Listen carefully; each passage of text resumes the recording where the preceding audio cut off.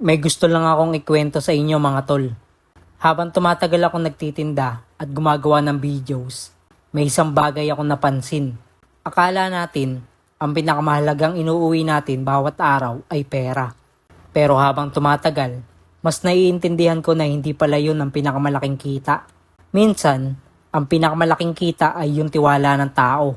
Kasi ang pera, pwede mong kitain ngayon at mawala bukas. Pero ang tiwala, inaabot na mahabang panahon bago mo mabuo.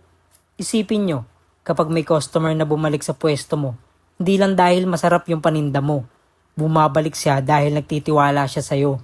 Kapag may taong nagre-recommend ng negosyo mo sa iba, hindi lang produkto ang nire-recommend niya, pangalan mo rin ang dala niya. Ganon din sa buhay. Ang pinakamahalagang investment ay hindi lang pera, kundi yung karakter mo.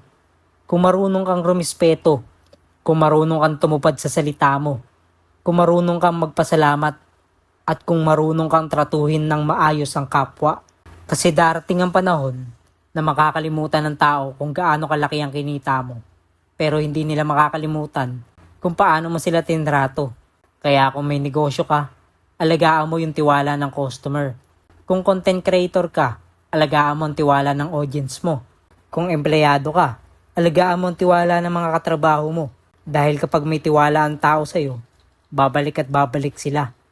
Hindi dahil napilitan, kundi dahil alam nilang hindi mo sila lolokohin.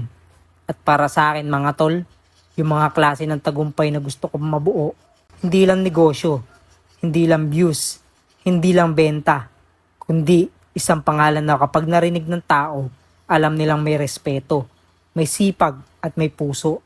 Kaya tandaan nyo mga tol, madaling kumita ng pera, pero mahirap kitain ng tiwala. At kapag nakuha mo na yun, ingatan mo. Dahil yan ang yaman na hindi kayang nakawin ng kahit sino. Maraming salamat sa pakikinig mga tol. Araw-araw hustling. Hindi lang para kumita, kundi para mag-iwan ng magandang pangalan. Kung gusto niyo sumabay sa journey ko, follow niyo lang po ako. Kita-kits po tayo sa susunod na episode. Mag-iingat po kayo palagi. Stay positive.